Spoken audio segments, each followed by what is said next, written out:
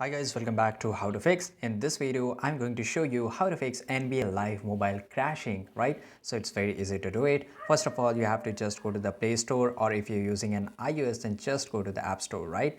So here you have to search the NBA Live in the search bar, then you will get this option, right? Once you are here, then you have to make sure your app is updated or not, right? So if your app is not updated and in the place of play, it will show you that update.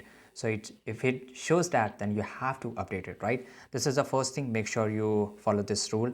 And the another thing that try to just open this NBA Live app, right? And if it does work, then it's great. If it doesn't, then just go to the setting of your phone.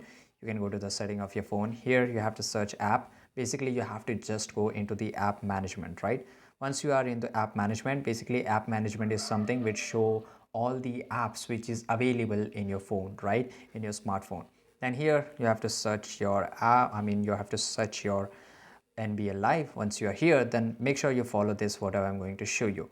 So very first thing, that is called storage usage. So first of all, you have to clear your cache. Once the cache is clear, close the app, close everything from background, and try to open the NBA Live. If it is working fine, then it's great, but if it doesn't, then the last solution is definitely going to solve your problem.